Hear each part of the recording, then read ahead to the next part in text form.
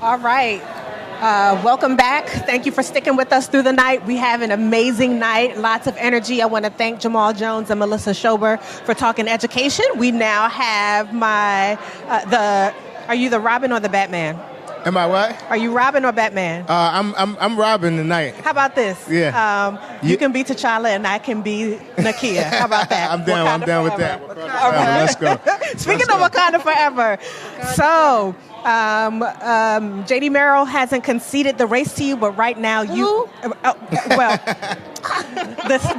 the people of the 41st Legislative District have been decidedly voting for you today. As we can see, you have about 57% of the vote right now. You have been driving home after Nathaniel Oakes was no longer able to run for this office.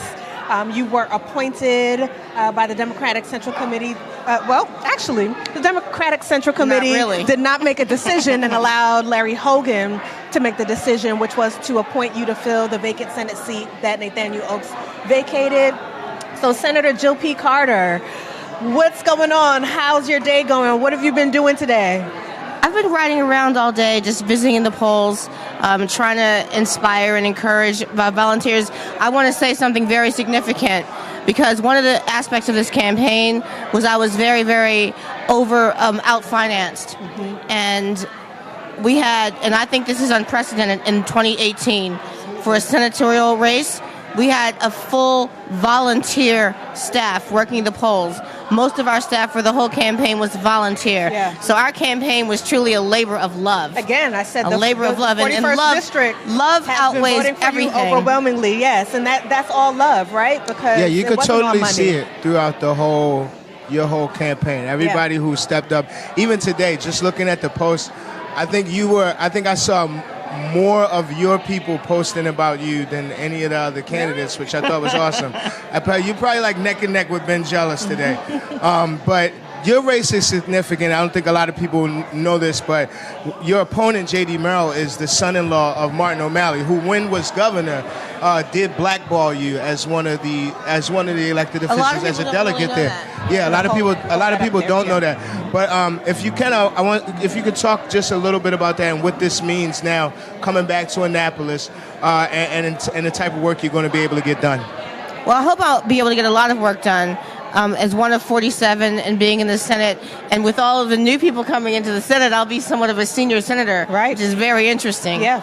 But, I do feel that today was a bit of vindication, not just because of the way that Martin O'Malley marginalized me as a delegate, simply because I spoke out against the inhumane practice of illegal arrest en masse in Baltimore City, but the idea that in order to retain power over the largest majority black voting district in Baltimore City, they moved his son-in-law into the district, financed his campaign heavily, spent an entire year campaigning every day as a full-time job, and then spent about 50% of their, if not more, of their campaign messaging on attacking me, attacking my record, attacking my legacy, attacking my entire legislative career, and even going further than that, which really struck a chord with me, attacking my legacy, my family legacy, to propose that all I do is talk about civil rights and this guy would actually do something about it. It was an insult beyond any kind of belief. And so I found the campaign a little unpleasant. I wasn't happy for most of the campaign, and I thought that was upsetting, because you're supposed to feel good about something, but because of the attacks, I really didn't enjoy the campaign very much. I just was really much looking for the end. I believe that I would be successful at the end, but I wasn't certain, because when someone comes with all of that money and all of those attacks, you don't know how much it's going to penetrate your base. And so I knew I had high favorability, but I wasn't sure if they keep attacking the character, attacking legitimacy, attacking credibility, how much is the base going to stay? I didn't know. So tonight I felt good. I felt good actually in early voting, because I felt an overwhelming amount of support even then. But you never know. So yeah, when we were out in the communities, Easy was out at the poll stations talking with residents. What were you hearing when you were out there? Well, I was mostly in District 43. So mostly people were concerned about education, crime and healthcare, and then of course the corruption with the Baltimore City Police Department. So, I think mass incarceration came up, those type of things. Police reform definitely came up as a concern for people. So, and I think that's even reflected in your race and in your district, that so many people came out for you and in support of you because they understand what you represent and what you're going to go to Annapolis to get done. But you have family here tonight, right? So I want you to talk a little bit about that because a lot of that has been a lot of energy behind your campaign too. And I just think it's awesome. They're all here. Plenty of people here in Jill Carter shirts. They can't wait for her to get off this mic, right? So they can party. Tell us about your people. Who came down for you? Tell us about your people. So my sister, who is my rock, we lost our mom. Guess what? Exactly 2 years ago, today was my mom's funeral. So I always knew that election day was significant because it was 2 years since my mom passed. So my sister is my rock. She's my life. And she went hard for me. She banged for me very hard this race. And then a lot of people on my father's side of the family from North Carolina have come here from Virginia and North Carolina and Southern Maryland and New York. Just to help me with this campaign today. So this really, really brought us together because we understood. So it's interesting because my family was sort of used to me being a delegate and really initially, like a lot of the people in the public, didn't think this was going to be a real challenge. They were like, oh, you got this. Right, and so then one day I was like, well, no, you see, the O'Malley machine, the Democrat machine, is running a very racist and a very sexist campaign against me, and I fear that because they have so much more money, they might actually destroy my credibility in the community. I was concerned about it, and so when I started telling people, like, really? Yeah. Oh, we didn't know that. Right. And the more I talked about it, the more people were like, oh, that's not going to happen. To come for you. So what are your plans going forward besides taking a long, deserved rest? So I'm excited because in addition to my victory tonight, which is really the people's victory, we have new blood that appears in the Senate. This is going to be a new day. This is going to be a new day in the Senate. And so I'm excited because I think that unlike in the House of Delegates, there will actually be a whole coalition of people, of senators, progressive-minded and new blood senators to work with me on issues. And so, of course, we have the whole education equity issue, and it's incumbent upon the members of the Baltimore delegation in particular to fight vigorously for equitable funding for Baltimore City. That is always a challenge in the legislature where they create a false narrative that Baltimore City gets way too much all the time and we're just wasteful. And so we need strong advocates for equity, not just for the new funding formulas to be adequate, but to also to take into account the underfunding over decades and to be, we need, reparations funding is really what we need. Yeah, Article 8 of the Maryland Constitution is the education article. It's the only entitlement that residents of Maryland have is to an adequate and fully funded educational system. I want to speak about that just for a second because when I was in the House of Delegates, and even when I was new and naive, and maybe I still retain some naivete to a certain extent,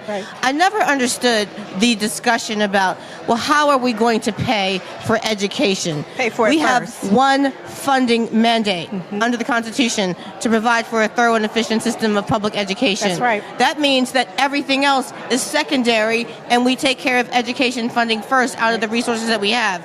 Period. And it's always been weird that we have this conversation all the time about how we pay for education. It makes no sense. That's something that we heard come up from the gubernatorial candidates when we had our education town hall, is the concept of you pay for education first. Ben Jealous said it, Rashawn Baker said it, and at the town hall it was Liz Embry in his stead. You pay for education first, and then you discuss other priorities, but it also has to be a part of an equitable economic development strategy that is taking account all citizens, right? And not just some parts of the state who, may have more money and say you need to focus on us. Well, the system has always been inequitable because of the tax-based financing.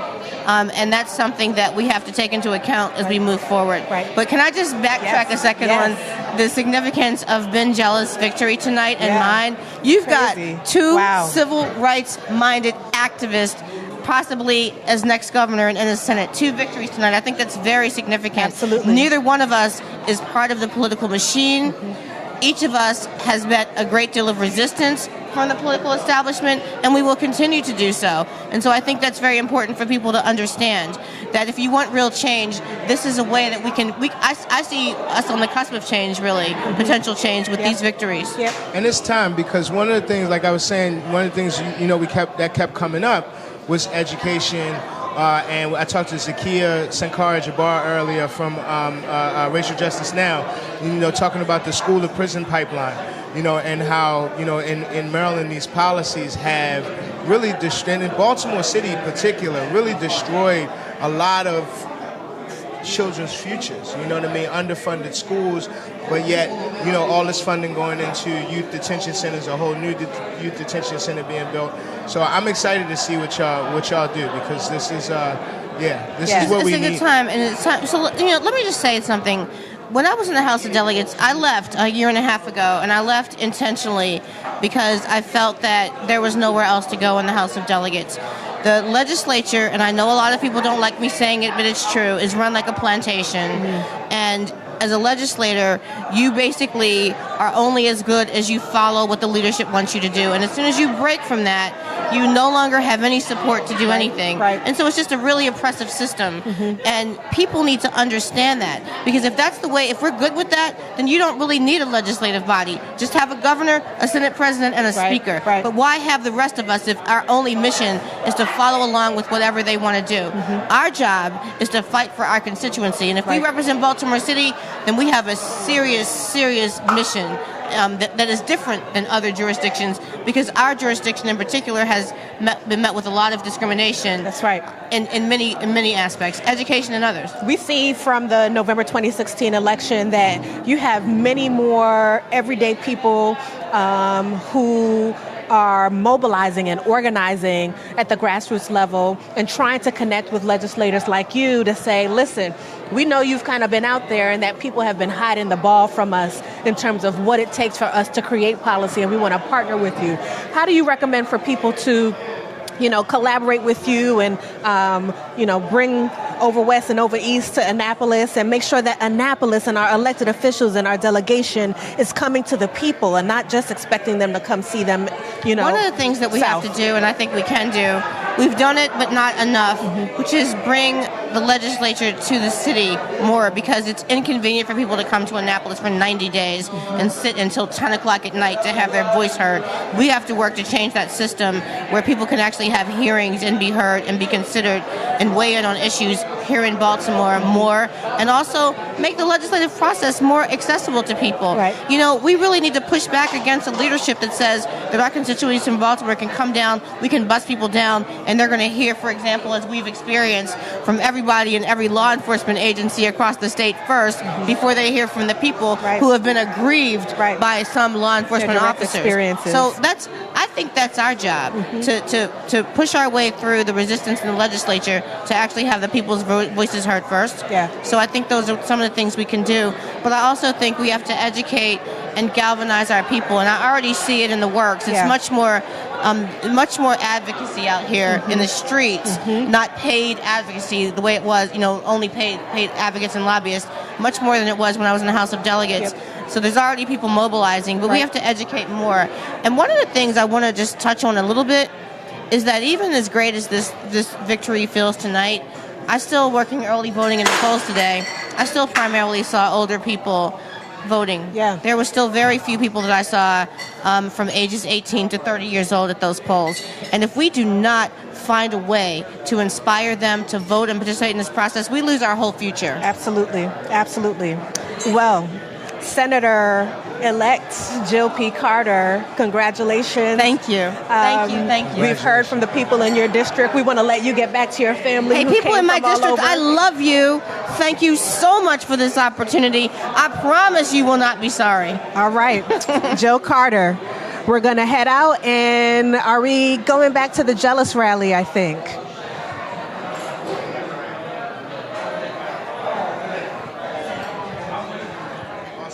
Our state. Yeah. Congressman's great wife, Maya Rockeymoore Cummings. Yes.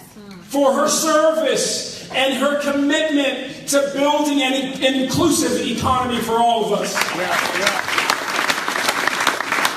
And to Christian Raja for showing everyone the achievement that a woman who came here as a little girl and a refugee from Sri Lanka can attain in an America that welcomes immigrant children and does not put them in cages.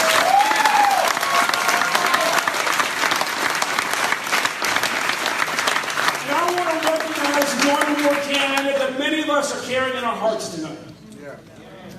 County Executive Kevin Kamenick.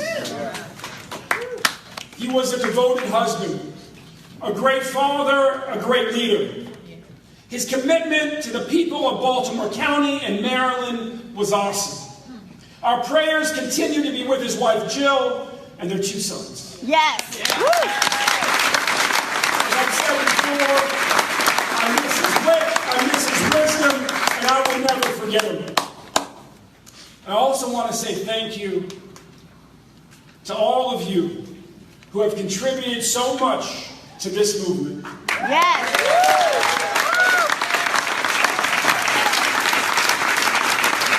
Y'all got to recognize, you might have forgotten, but we started off in 4th and we ended up in 1st. That's right. We started from the bottom, now we're here. Yeah, exactly. Join me in thanking our campaign staff. Yes. Travis, Megan, Kevin, Rich,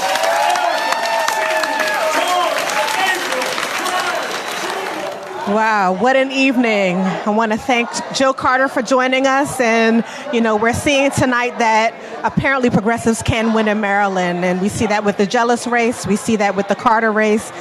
We see that in the 45th district.